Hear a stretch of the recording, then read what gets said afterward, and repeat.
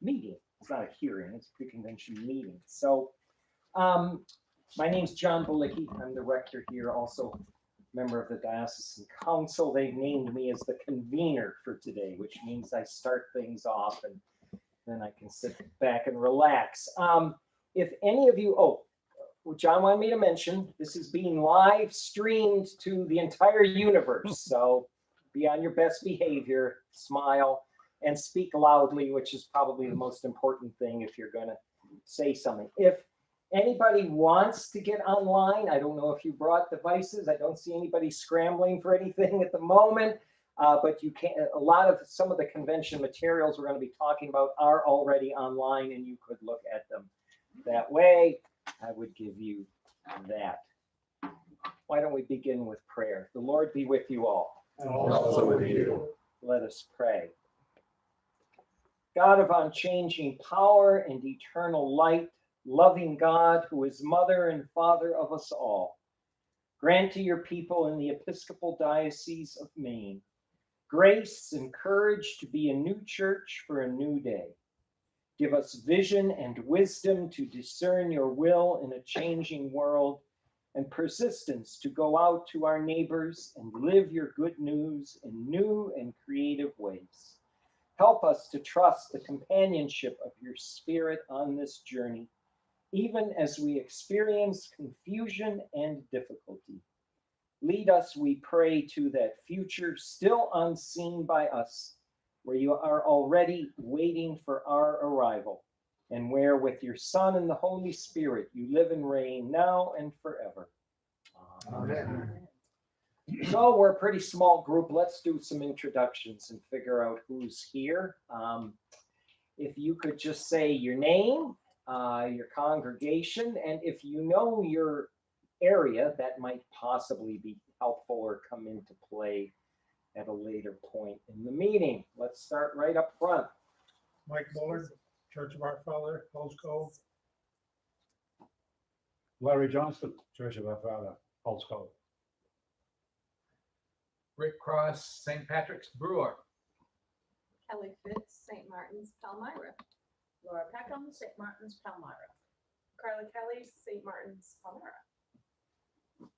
Lyle Sorensen, St. Peter's, Rockland, and Diocesan Finance.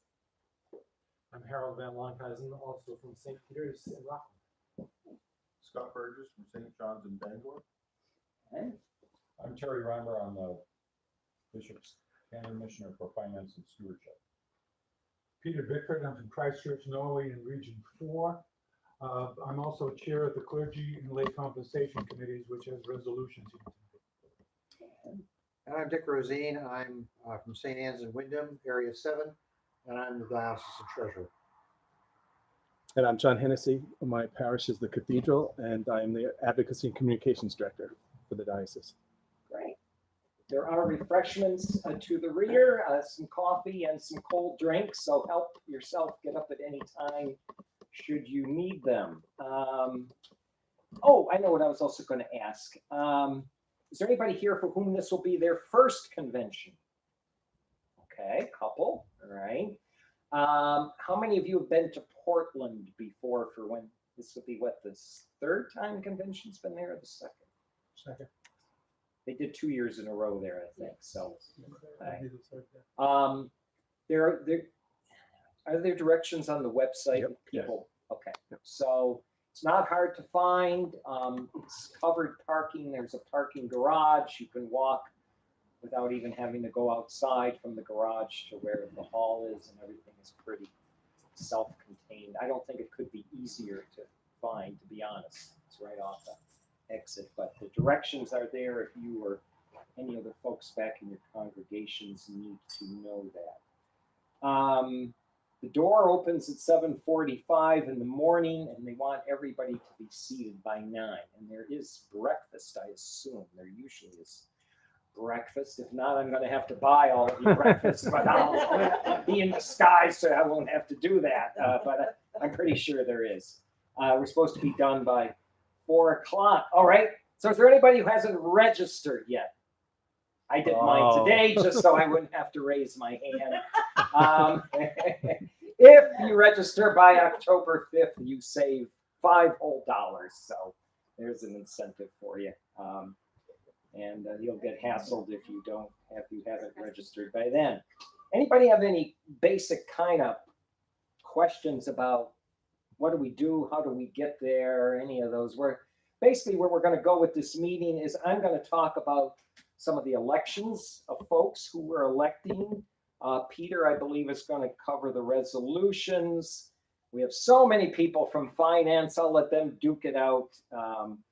And then we'll talk a little bit about electing our lay representatives to diocesan council. No preliminary thoughts or questions. Okay. I think there is a handout over there related to elections. The one right in front of you, right where your right hand is. If you want to pass that out to folks, I'm used to doing that. that could be very helpful.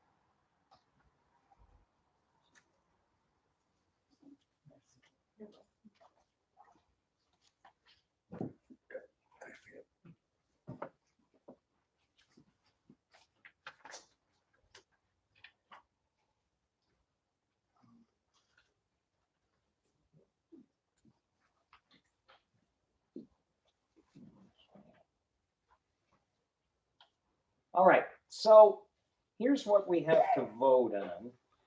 How many of you did electronic voting last year? That was the first. So if you haven't, it's really simple, but it'll be a good practice. We're also, how many, are most everybody also going to be at the electing convention in February? Are you also delegates to that? That'll be good practice for that as well. So here is,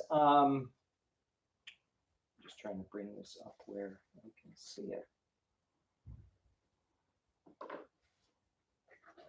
You know what? I could use one of those. My machine is not cooperating on the right page. Thank you. All right. So we vote for the secretary of the diocese. Only one person is running. Lee Spar has been doing this for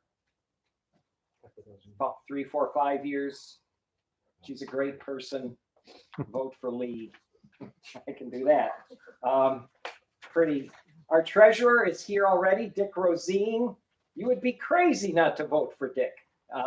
He's a great treasurer. Nobody else wants the job. Elect him, okay? We'll just keep this very simple here. But then we have actually some offices where there is some competition, and those are really the ones I want to focus on. So the standing committee, which is, does everybody know what the standing committee is? I will take a crack at explaining it. Don't feel, but if you don't, I won't bother wasting words. It's kind of they are a body which is partly advisory to the bishop, but also deals with diocesan properties. And if there was ever a time we were without a bishop, they would run the diocese. Is that close enough? I see a lot of older, wiser and grayer heads here. Yeah. And members pray for the health of the bishop every day. Oh, that's impressive. Okay. They act as the gateway for ordination. Right. They're the last body that okays ordinands or applicants into that process. Mhm. So standing committee acts as sort of the keeper of the keys in a lot of ways for properties, Right. for the bishop, Okay. because Yep. they are the bishop when the bishop's not around, Right. and for the clergy. So that's. And it really is the standing committee who overall is orchestrating the election of the new bishop. There's one other thing, John. and Yeah. I'm sure Terry didn't forget on purpose. Standing committees have to give consent to new bishops before they can be consecrated. Right. So all the standing committees in the Episcopal Church are asked to give consent when a new bishop is elected. And it's not pro forma. Within the last 3 years, there's been 2 elected bishops that have not received consents. So it's a real live function, and it's a discernment process by our standing committee. Okay. So it's an important office, and we have 2 different people running for the clerical nominee and 2 different people running for the lay nominee. So the 2 clerical nominees, Nathan Farrell. Nate's the rector at St. Mary's in Falmouth. He's not been on the standing committee before. Been in the diocese about 6 years. Maria Hecker, who's the current chair of the standing committee, is running for re-election. Maria is the rector at St. Columba's in Booth Bay Harbor.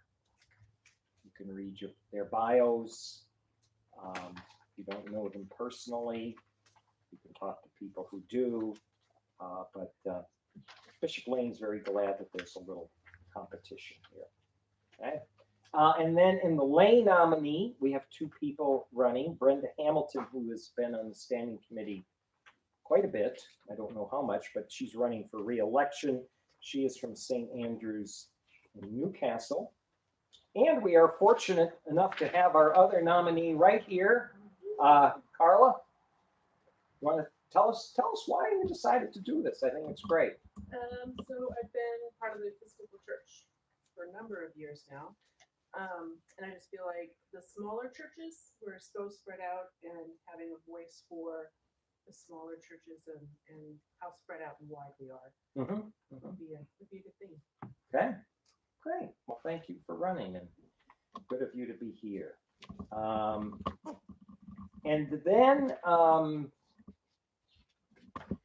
there are a couple of offices for provincial synod, which I believe nobody has stepped up to run for, if I'm correct. I don't know what's going to happen there, but that's not my department. And then we also have a disciplinary board, which is made up of both clerical and lay members. If there is any case of clergy discipline that's brought forward, and Judd Peeler, who is at St. Michael's in Auburn, is running for that office again. Okay. And we're going to hold off on the diocesan council till later on in the agenda. Anybody got any questions about elections? I really encourage you to try to read over the bios, possibly talk with folks. Maybe your own rector may know these folks a little more. Well, everybody good on that? Okay. Peter, I think it's your turn. You pass out this one first, and Yep. then followed by the multi-page one.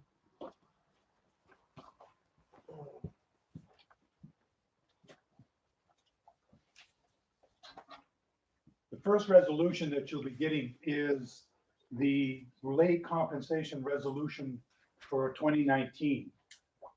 A few years ago, the Executive Council asked that dioceses have a plan to have a living wage in place of at least $15 an hour by 2020. The Diocese of Maine is the diocese with a plan to do that. This past February, we had a survey monkey that went around that people responded to very well, and I appreciate all of the responses, asking the impact, is it doable, and where do you see the future and the directions that we're going.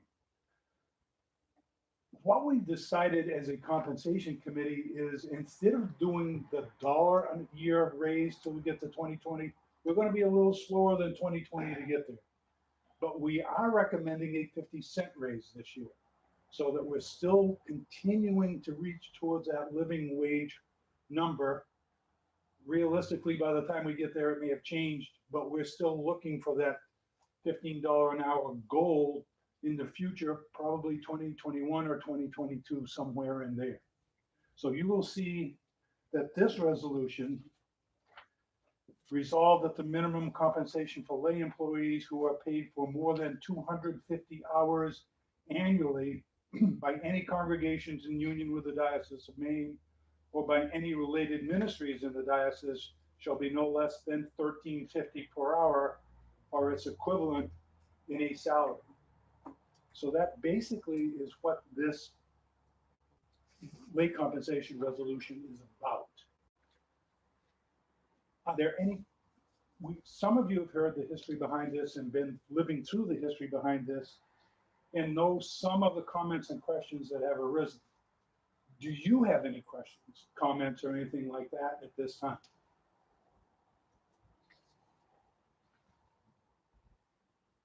Hearing none. We'll move on to the clergy compensation resolution. By canon, there has to be a clergy compensation, I'm going to use the term base, in the diocese for letters of agreement that come about in the year that the resolution is voted in. We have been using stopgap measures for the last few years because we were unable to get data from the Department of Education. We're going to continue one more year with stopgap. But for those of you who have them, if you look at the before the explains, in between the resolution and the explains, that gives you a summary of what the Clergy Compensation Committee has been doing. I'm going to say we're about 99% the way to bring something forth to the diocese that includes geography as a numerical base, that includes population in the congregation as a base, and income in the population as a piece of the base. So there'll be 3 different factors involved in this. And there will also be guidelines as to how do you pay somebody for service involved. A lot of congregations have asked me in the past, well, we try to do something, but we'd like to have guidelines. So what we're working on will have those guidelines as well. As you can see in here, hopefully by the first of the year, we as a committee will have this together out to the diocese. The diocese can have input and say, this is something, this is good, this is going to be a problem. One of the things that I will guarantee happens, when you go with a cost of living adjustment and then come out of it, there are going to be winners and losers. There are going to be clergy who aren't going to be paid as much as they were before. There are going to be congregations that now have to pay more for their clergy because of that balance. And again, this is for setting up letters of agreement. So that's just statistics. I only taught math a few years. But anyway, those are some of the things that come out by using what we've been dealing with. As I go through this, resolve that the minimum compensation for presbyter in the full-time service consisting of cash stipend, self-employment tax reimbursement, and housing and utilities allowance. That's the total clergy compensation base. Is to be the midpoint between the average classroom teacher and the average administrator, not including superintendent's salaries. In each community, the church is in as published in 2015 by the Maine Department of Education. Notice this is now the 4th year that we'll be using this. And it lists the different years as to the amount of percentages for the cost of living adjustments that came through, the cost of living index, consumer price index, there we go, I'm sorry. And the consumer price index for the past 12 months was 2.9%. So that's going to be compounded on top of the other consumer price indices that were figured in the last few years.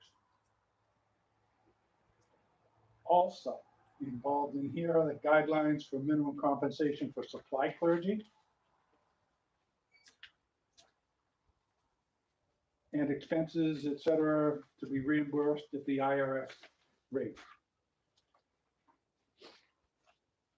That basically is this resolution. It's going to take the committee a few more months or so to get it finalized to the point that we want, and basically get beyond Christmas so that we're into a new year, because that's going to impact everybody anyway.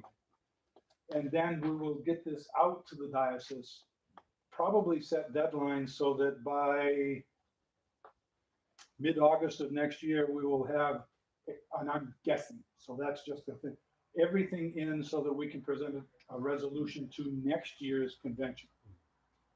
So it'll be time for input. We really want to work with the diocese to make this as solid a resolution for next year as we can. And it, again, look at the overall picture. I know we always look at what's going on in my backyard. And again, I'll say, when you use the consumer price indexes, eventually it's going to catch up with you, and we're about to call that because we just can't stay in that piece because it isn't fair to everybody around to do that. You mentioned the terminology under supply clergy, the minimum IRS rate. No, that's for travel. Oh, okay. The There we go. supply clergy is at the bottom of the first page, Yeah.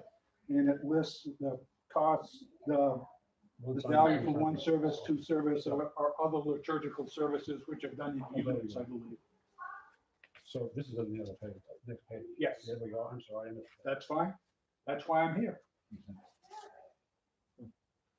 Why are the superintendent's salaries excluded? Other than just that they would make it higher? It was an agreement at the time. This came into effect about 2010 or 2011, somewhere in there. I was not on the committee at that time. But the agreement was that the superintendent's salary tends to be higher than everybody else's. And this is what the local community can support. In general, if you can support your administrators and your teachers, the average of those is what all of them have some form of higher education. Most of them have master's degree and a few have PhDs. That is not the same with clergy. All of them have master's degrees and some of them, and many of them have PhDs. But that's as good an arrangement as we could get at that time. And that was agreeable with the diocese at that time. The data we will be getting will be coming from the Department of Labor. That's what we're going to be using. And it's not going to be for localities as Waterville. It's going to be for counties instead. There are some minor problems with that. But I think that's going to be the best data we're going to be able to get. We can't get what we had before. I don't know if I answered your question, but I tried to. And why aren't clergy all paid the same in the whole diocese, regardless of where they are? The ability to pay was one of the factors that we worked in at that time, is that there are places in the diocese that have far more income than other places. And the ability to pay for, let's take my congregation, Christ Church North, is not the same as some of the coastal areas, and there's a broad band in there that meet that criteria. So this was again agreed upon by clergy and by the laity at that time. It would also be cost of living too, huh, Peter? There's a cost of living. Well, I mean, just within the area. I mean, that varies widely throughout the Yes, state. cost of living within the area varies widely. Yes. Right. Not cost of housing, right? Mhm. Yes. Does this resolution have any effect in terms of making our diocese competitive with other dioceses that from which clergy might be interested in coming to a main congregation? Does this have any effect on that process? The whole concept has an effect. Clergy will tell you that the salaries here aren't necessarily competitive, but the insurance here is very good. So there are pieces that balance in that. So if you look at the whole thing, we're a pretty competitive diocese. There's a reason we had large numbers come when the bishop's position came up. Far more than people would have predicted. Yeah, I'll just leave it at that. Have you taken into account the increasing number of part-time positions and how that What, affects it? what that boils down to is there's a number for the clerical position. If I'm a priest, I won't be, but if I'm a priest and I'm a 2/3 time priest, I would get 2/3 of that local salary as my salary. If I'm a 3/4 time, I would get 3/4. So the base salary for that area, and I'm just gonna take a number because it's a number, say it was $60,000. And I'm a half-time priest, I would get $30,000. And that's how it works. Well, just to be clear, that would be the base. That would be the Obviously, base. a church and a given clergy person could negotiate salary, but it cannot go below that. Right. So it's a That floor. is the base.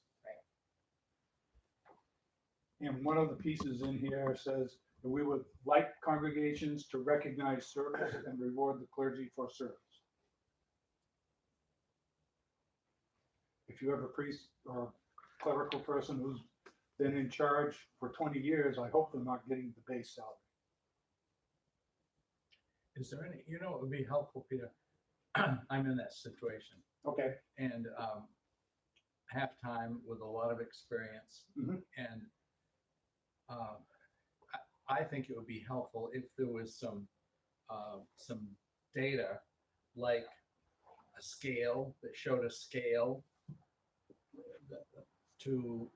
that wasn't required but was recommended. You say they recommend, they look at that, but whether they do or not is another matter. It would be helpful to, I think, to see a scale to show the people who are negotiating that what the value of experience really is in terms of dollars. And I think that's what we want to get to for next year's is have that on paper. Okay. I know every initial letter of agreement needs to be okayed by Loring House in some aspect. So if things are not where they should be, maybe asked to go back and renegotiate to bring it to a certain point. So that's all I can tell you right now, but to answer that part, that's what we're trying to do with next year's is to give a gauge as to how you can deal with experience.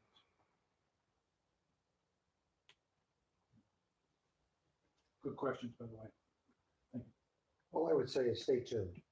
you. Yes. I think you're on the right track, Rick, in terms of what, Well, I can't stay tuned very long. I'm getting old. One more year. Come on. one more year. You can hang on another year.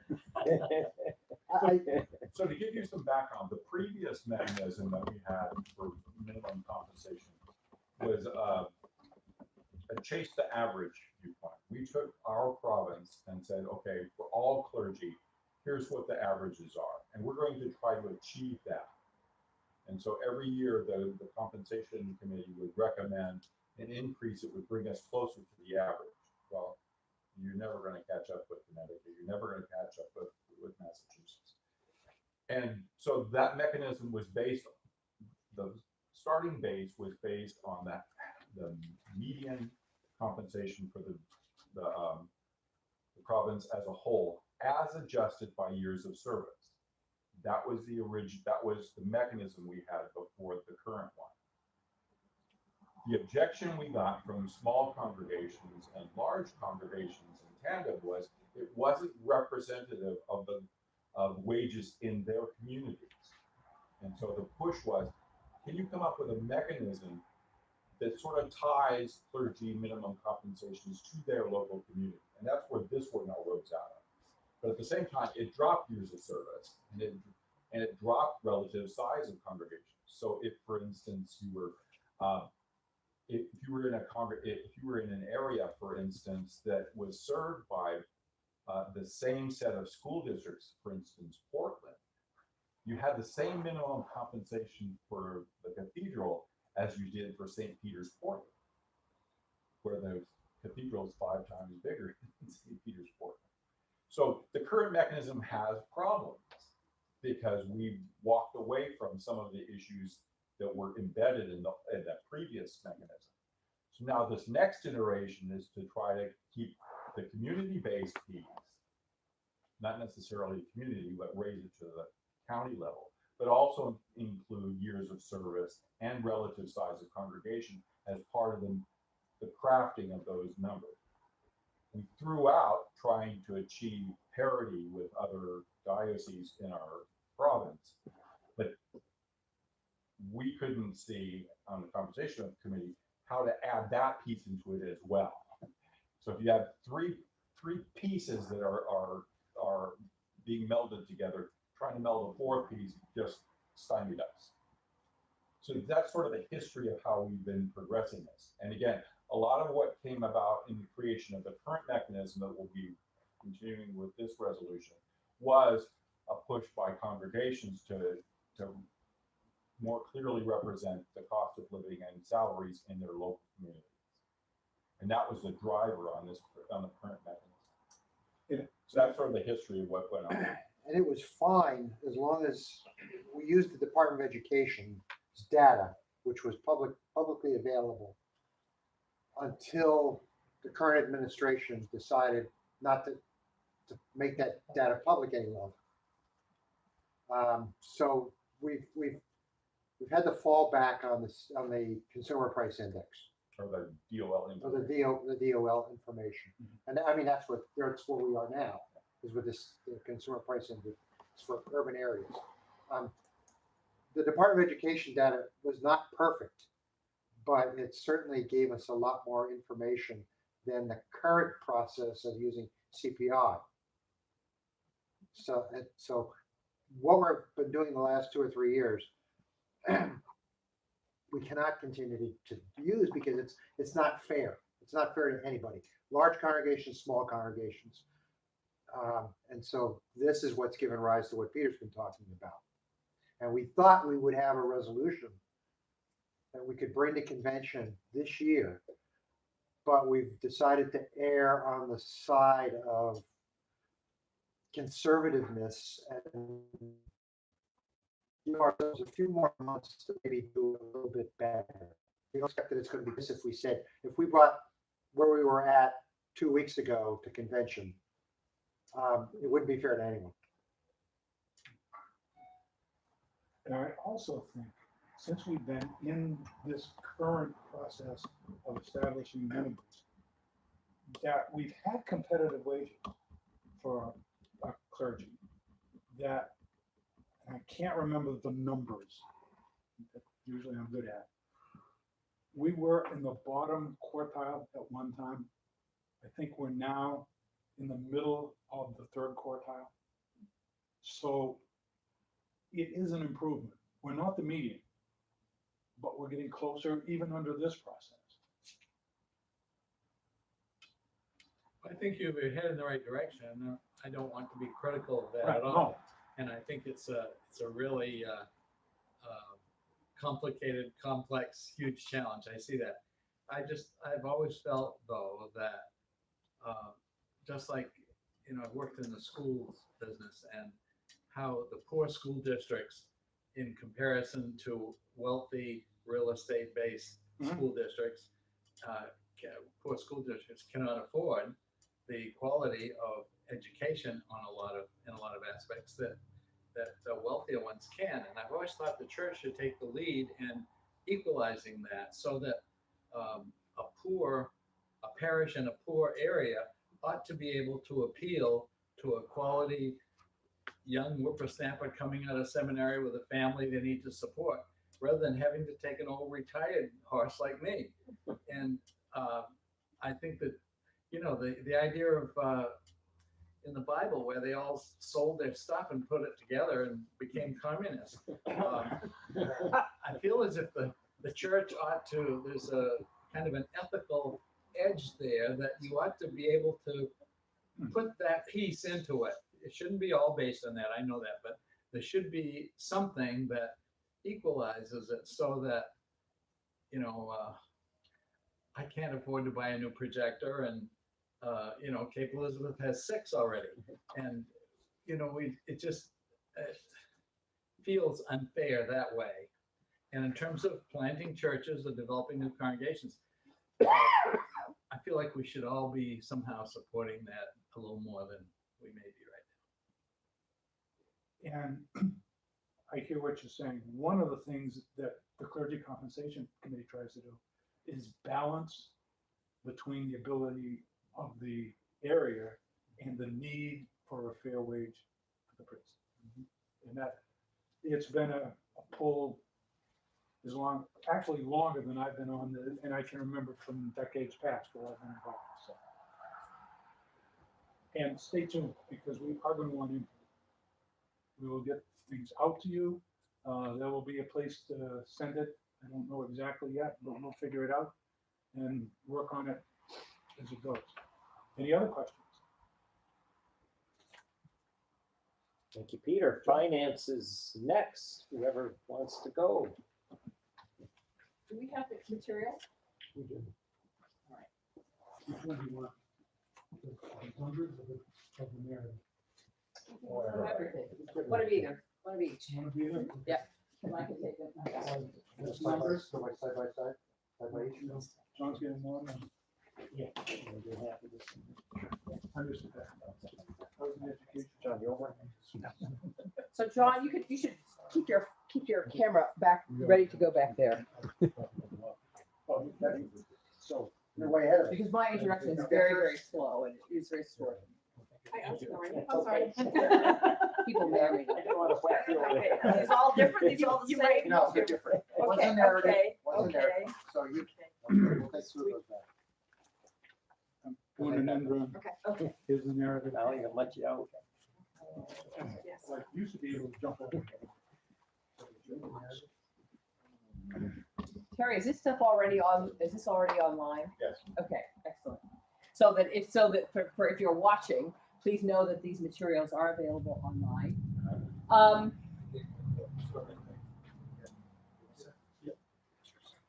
Diocesan Convention does a number of things that are important. It's an occasion for us to gather as an entire diocese. It's an occasion for us to pray together, to work together, to hear resolutions that come up. But it's also our one time where we pass a budget for the next year. And it's one of the principal pieces of business that we'll do. And I suppose I wanted to say just a quick and really basic word about budgets and how the Finance Committee and Diocesan Council come up with budgets. Because different churches do things differently, and I don't know, maybe your own household may be different. But we begin with assets. What do we have? What is our income? And only when we know that, and we've worked very, very hard over the last several years to make sure that the income we have, both from endowments from the trustees, but even more importantly, as a result of your assessments, are in and are current. Only then do we then take a look and say, okay, what ministry can we then support? How can we support the work of the diocese? And how can we encourage the diocese to engage in new kinds of ministries? I must say, one of the things that we've done the most in the last, I would say, 5 years is really support new ministry initiatives. And I'm really, really proud of us in that regard. And we do it, and we can afford it precisely because we figure out our budget in the way that we do. So the goal is to look at our income, to create assessments that are appropriate and fair, and then look at see how we can spend it. And the goal in the end is a zero, right? The goal is a budget that ends up with a zero. So expenditures and income match one another. Does that all that make sense? Okay. So there are some routine things that you'll see that is part of every year's budget. And if you have questions about them, I encourage you to ask them. There are a couple of things that are unusual for this year. But I wanted to say, so there's some routine things having to do with the staff and various programming things that the diocese does. But also, you may recall that we set aside some significant money for the Episcopal transition. You'll see that is in there. You may recall that the trustees are kicking in half of that, and the diocese is paying for the other half. So you all are paying for the other half. So thank you very much. And all of that's in place. Those monies were reserved and are in place and are now being used. Actually, I don't know if have we even written a check yet? No, probably. We get paid, there's been costs. There's been costs, okay, for a transition. Yeah. Anyway, so that's happening. Because this is an important year in that regard. Among the various programs we support, there are mission priorities, strategic mission support, a whole variety of different initiatives that we do to support ministry on the ground. And I wondered if you all had questions about that. You could sort of stop there, and if there are basic questions about the budget.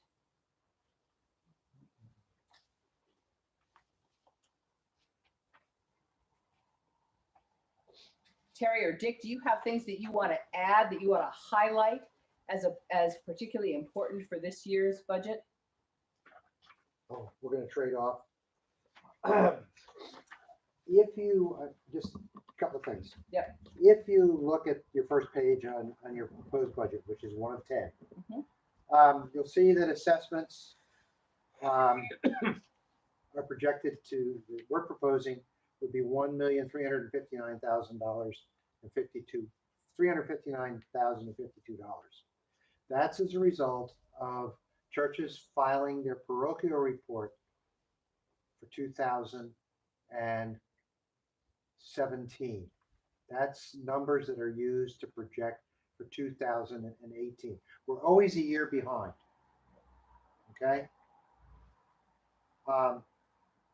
And those assessments then will be taken, given the formula that is explained in the narrative, to set what the assessment for each congregation appears on pages, I think it's 9 and 10. But anyway, the total income we plan on assessing the congregations will be that first number that you see. And if you compare it to the actual numbers from 15, 16, 17, and 18, you'll see that our assessment income has risen slightly over the last few years, 2 or 3 years. The other thing I would call your attention to is prior year assessments, in case you're not familiar with where that term comes from. Our calendar year ends on 12/31. But unfortunately, not everybody sends their checks in on time. Some congregations are not able to meet their yearly assessment, and they're sort of in a catch-up mode. So that we factor in a number which we think is appropriate that will be paid in 2019 from 2018 assessments. If you notice, it's dropped significantly over the last couple of years. In 2017, for example, there were $50,000 in unpaid assessments that we recovered that year. We're proposing, we speculate that this will be down to about 20,000 because we are very grateful to congregations who are watching their numbers. They're making their commitment to the diocese and they're paying it on time. And so we're grateful for all the congregations who are doing that. That's really a big help. And quite frankly, it saves those of us on finance phone calls to St. Swithin's and say, gee, you know, you haven't paid your last 4 months assessment. Is there something wrong? And it's not meant to be a punitive conversation, but it's to try to find out what's going on. Is your stewardship down, or are your other costs up? And finance committee I hate to say it, but we're here to help. So those two income numbers, not everybody understands where that comes from. I think Lael's done a pretty good job in terms of talking about the usual stuff. The other thing I would call your attention to is at the bottom of that where it says summer chapels.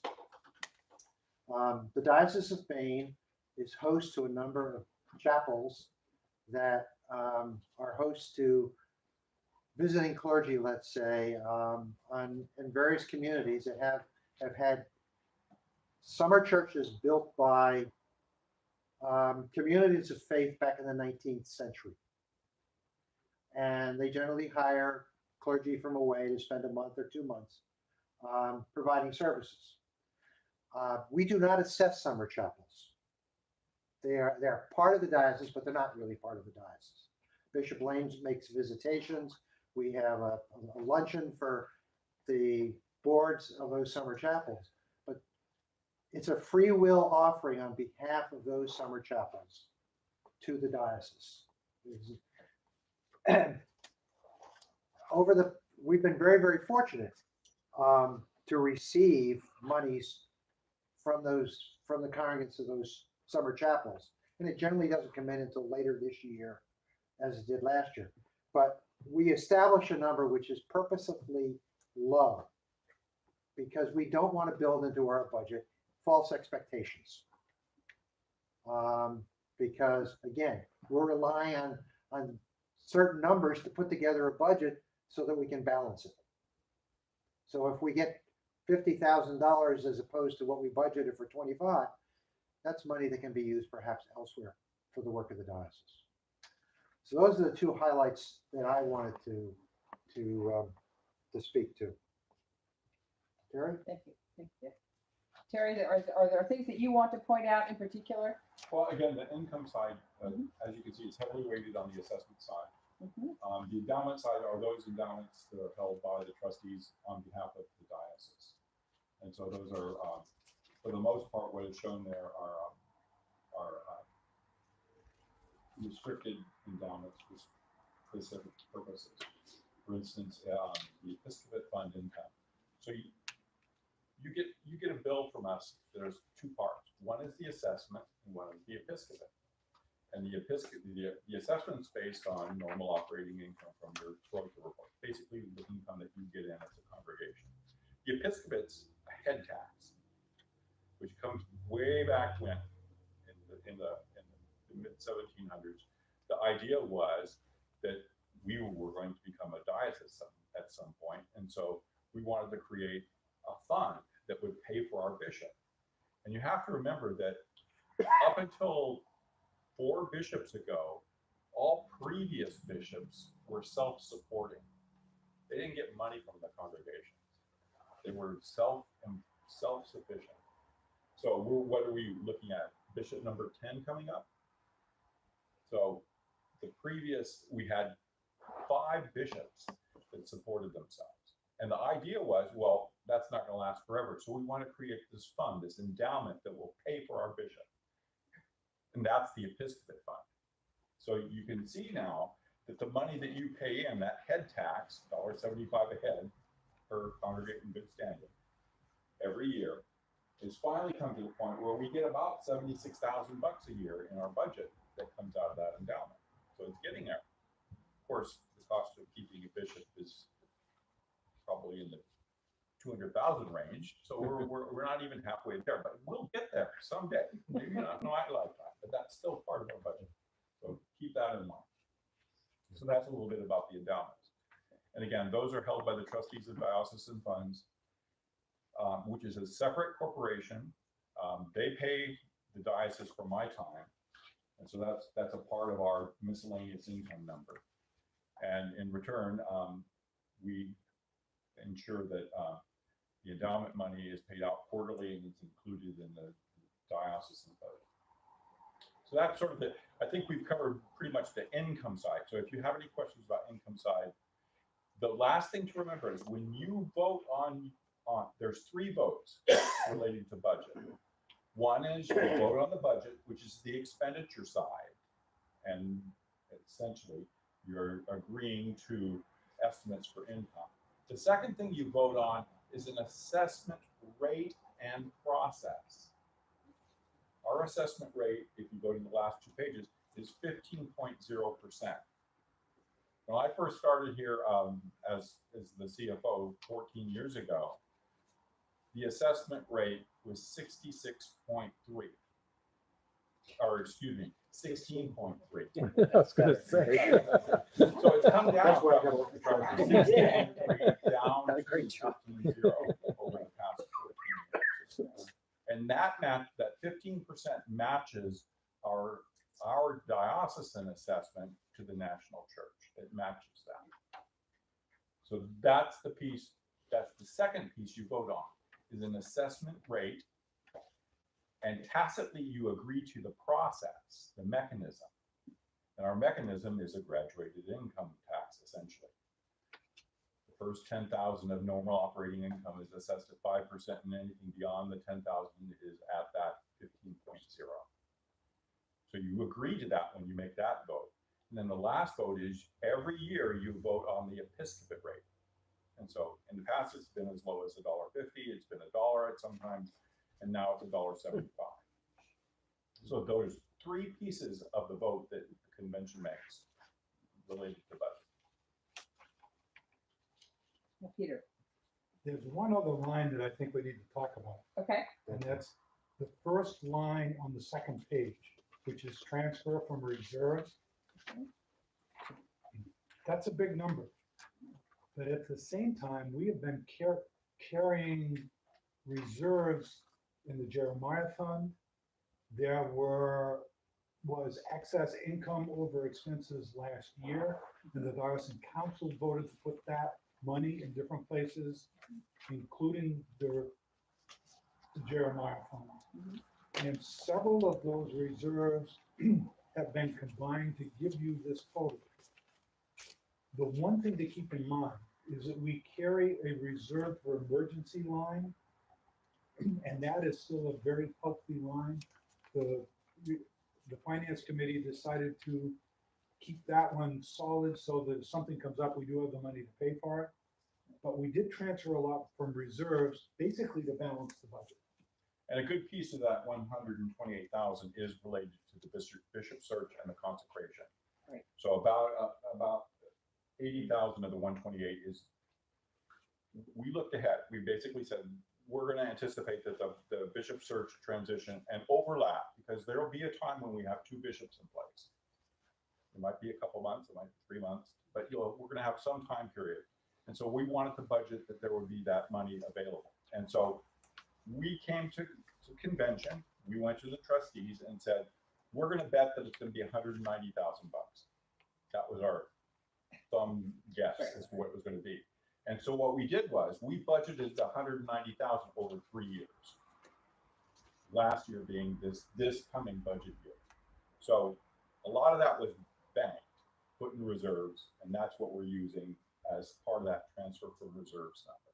A big piece of it. thank you, Terry. Other questions or comments? On the expense side, gentlemen, is there anything that you guys want to draw to the greater attention? So I would say that what we've done, and the budget looks different than you might have seen 5 years ago or 7 years ago. Larry will remember that it looked much different. And part of what we have done is we have divided the expenditure side into two different pieces. And the first part is called Episcopal Identity. That's a major category with subcategories. And then the second part is called Fulfilling Mission Priorities. So the accounts have been rearranged to sort of reflect those two focuses of our expenditure budget. And you can see from the Episcopal Identity, part of that is being a diocese or the diocese beyond our borders. And so those are the expenditure expense lines that correspond to those types of activities. And as you walk through that, you'll see a lot of them are pretty much the same as they've been in prior years. A lot of them don't really change. One of the big changes, of course, is in the National Church Assessment. And you can see that in 15, it was $335,000. And then this coming year, for 19, we're anticipating it'll be $261,000. That was a result of General Convention taking a real strong look at how they were doing budgets. And they had what was called, I have to tell you, this is my pet peeve. I've worked in 4 different dioceses. So Maine is just the last of the 4. And every diocese has a different way of collecting money from their congregations. Some of them have an asking where it's not required and there's no repercussions if you don't pay. There's a sharing, which is basically say we determined that we need say 10% of your NOI, and we want you to share what you have with us. And in some cases, there's repercussions from not paying that as well. And then there's the real hammer one, which is us. We have an assessment. It's a required participation in convention. You have to pay your assessment, or you don't play. Right. You get to participate. So Convention. in the larger church, in the Episcopal Church, they have an asking. We suggest that you pay in a percentage, 19%. And guess what? Not everybody wanted to pay their 19%. And they had many a reason for not paying their 19%. Some of them were over theological issues. Some of them were just that they were poor, and everything in between. And so the effective rate for the national church asking was like 4.5% based on a 19% asking. And it doesn't work. You can't create a budget when you're shooting at 19 and you only get 4.5. So the last couple of conventions, and guess who was in charge of the budgeting process for the national church? That's right. It's One our of the bishop. co-chairs was our bishop, Bishop Steve Lang. They created a mechanism by which they said, let's shoot for 15%. We'll drop it from 19, we'll go to 15, but everybody has to participate in order to play. We're going to switch it from an asking to an assessment. And he pulled it off. They pulled it off. Yeah. General Convention pulled it off. We pulled it off. And so now the national church asking assessment is now at 15%, and we're finding that there's a 90% of the dioceses are hitting that percentage. Effective rate is like 14.3. Amazing. And guess what? By dropping the assessment, they raise more money. So we are benefiting from this. You can see that 335 and 15, and in 19 it's 261. Wow. Amazing what can happen at General Convention. So that's my story. Thank you. Thank you. Are there other, gentlemen, are there other things that you want to draw to this crowd's attention on the expense side? Are there One last specific thing. things? One Yes. last thing. We all know that when a new bishop comes in, life changes, and nothing changes more than the staff. And you know, that is an expectation. A new bishop will come in and change things. When Bishop Knudsen left, there were 21 bodies making up diocesan staff. That was not sustainable. Now, it wasn't the effective FTEs was just under 12, but you had 21 bodies on staff. Bishop Steve came in, did a study, and came back and said, we need a staff consisting of 8 full-time people, including him. And he did that. He knocked it way back. So we ended up with 7 non-bishop staff members on a full-time basis. Okay, so that's the example. We can expect a new bishop to come in and make changes.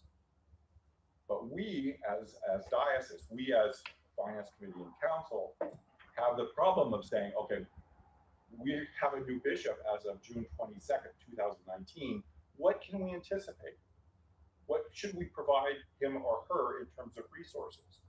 The decision we make and what we're proposing to you as convention is, let's budget for the existing structure and then let the new bishop change as needed or as he or she sees fit. But give them what we currently have.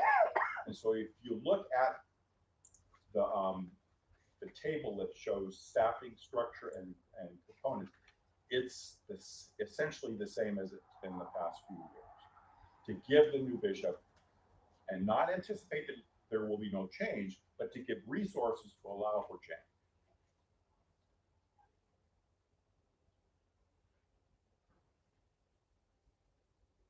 Does that make sense?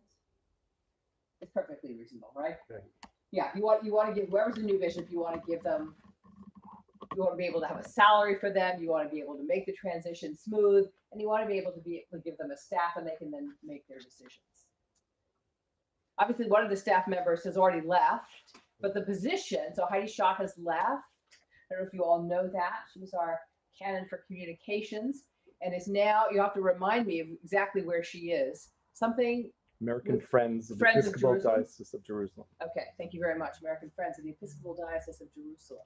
And her tasks have been, the salary is still there, but they have been apportioned out on a consulting basis for the for up until through this next budget. And that includes John Hennessy, who's picked up some communications work. Thank you very much today, by the way, for doing that. And presumably throughout, thank you very much. That's fabulous. That's fabulous. But the idea is to give them that staff. Are there any other questions regarding the budget and finance? Thank you, Terry. Thank you, Dick, very much. That is all we have. Williams. One more item, maybe two more items. Are we talking about Lisbon Falls at all? Should we mention that? Is there going to be a resolution? Should we alert people? Well, if I can, there's two things. There's a wonderful coin that you toss in here, and you can look at the good side or the side that we need to take action on. Let's talk about the good side.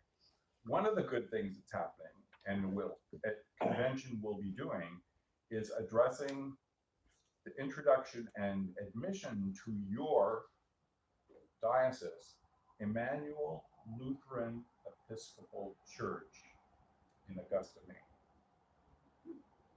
So one of the things that we're doing, which is totally new, is we have done what is called a federation with a Lutheran church to combine with what was St. Mark's Episcopal Church in Augusta to create this new entity, Emmanuel Lutheran Episcopal Church. And because it's new, it doesn't succeed to St. Mark's. It has to be adopted and made part of the communion of congregations that make up the Diocese of Maine. So that's a cause for celebration. That's item one. The second item is that we anticipate that Lisbon Falls will not have paid their assessment, and by canon, their lay delegation will not be able to vote. By canon, even though they may have not made their assessment, they're given seat and voice, but not vote. Now, you have to remember, the 17 parochial report provides the basis for not only our convention here in October, but also provides the basis for the electing convention in February. So it's a big thing if a congregation isn't able to participate via vote in those two conventions. So we are in the process of putting together a package that essentially will present the convention that will make an exception this time for St. Matthew's Lisbon Falls to gain vote for their lay delegation in the two conventions. And that will, likely could be a motion to convention to give them that vote.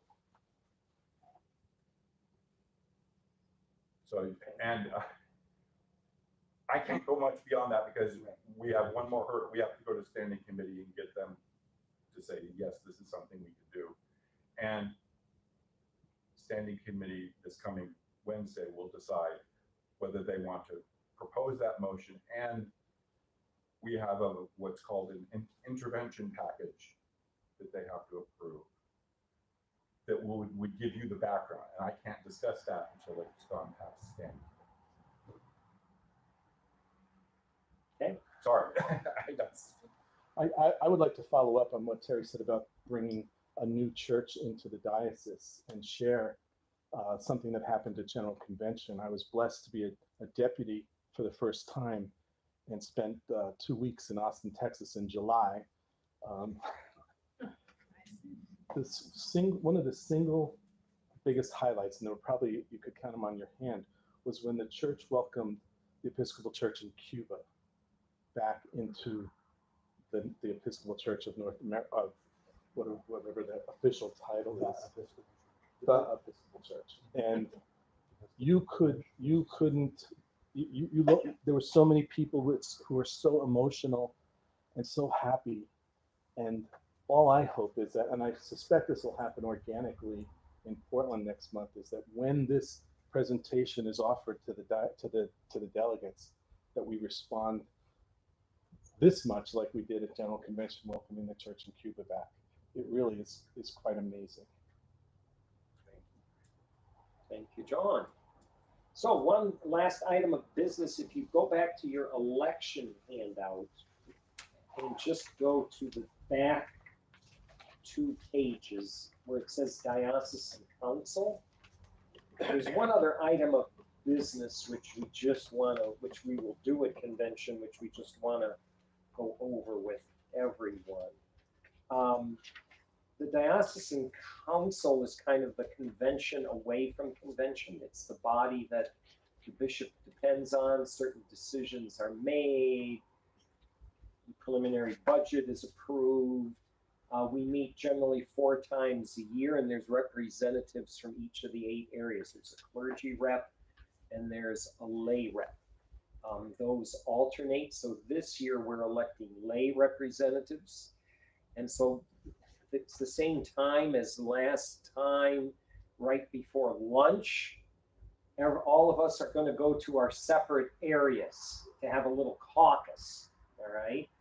And your clergy rep is supposed to run that caucus.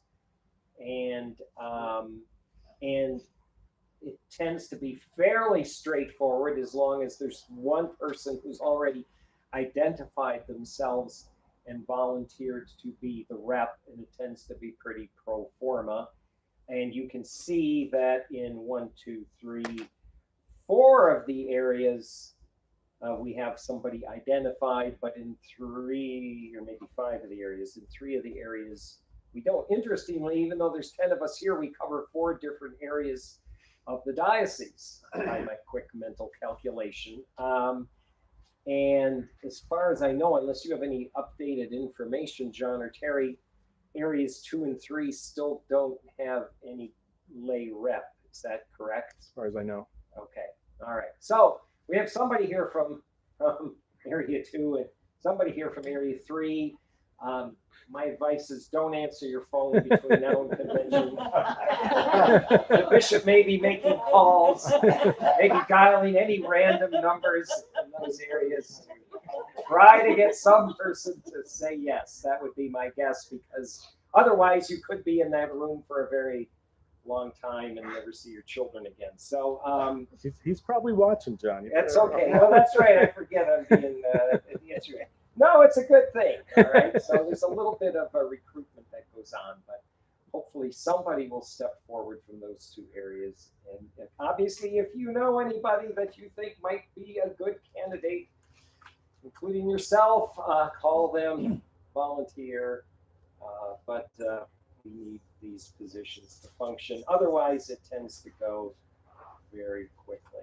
So wanted to make sure everybody knew that. There'll be a sign. I could do some more sales, John. Now, Sure. no, seriously, you have not put on the right attitude here. Look, Diocesan Council is in fact one of the most exciting of the committees of the diocese. There's just no question.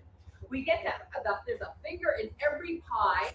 You get to have an overview of the diocese as well as go deep within certain areas that you don't know anything about, but you get to meet fabulous people. Fabulous.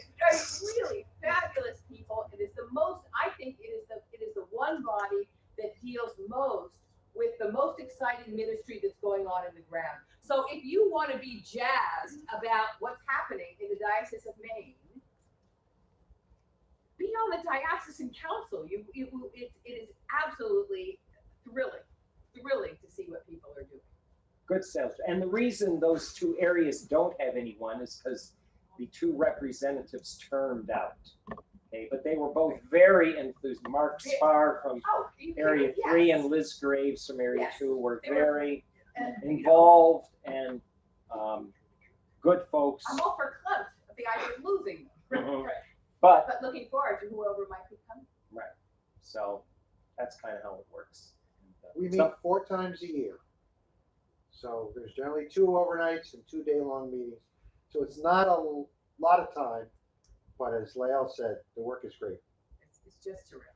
Just terrific. And if anybody's listening from York County, Lael's message goes to you. You're absolutely. York, are you kidding me? What's wrong with y'all? And one other thing, I'll say, I've been on council off and on for too many decades, but this council works. We make decisions, we talk with each other, we argue with each other, we come up with good answers. Great. And it is one of the best working bodies I've been on in my tenure here in the Diocese of Maine. Good sales. Wow. No, Great it's totally true. I mean, sales. Okay. So there it is. And Hopefully I'm not somebody's against listening. Something will happen. Somebody's name will be there by the time convention starts. So we're down to Q&A. Anybody got any Qs? We'll see if we have any A's. Yeah, Well, sure. that's seriously all the resolutions we have. That is, I know. It is. Unless you want to introduce a resolution from the floor. Well, It's pretty non-controversial. really? Really non-controversial. Okay. That's But okay. that's not an excuse not to come. That's, no.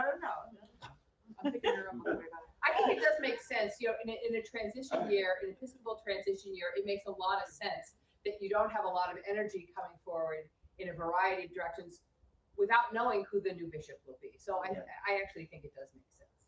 Oh, yeah. Not complaining. and there just so you, I mean, there will be no information about the new bishop at this convention. We will just say that right from the start, and so don't come with any expectations. Announcements will happen somewhere afterwards, but not at the convention. Oh, okay. I didn't know if there was. I think it's safe to say that. Okay. Okay. And in one way, I think that's good. I think this is Bishop Lane's last convention, and you know, we'll deal with the business at hand and him while he's here, and then we'll start to move along. Great. Okay. Any other questions? Seeing none, go in peace to love and serve the Lord. Alleluia, alleluia. Thanks be to God. Hallelujah. Hallelujah. There we go. We're done 15 minutes.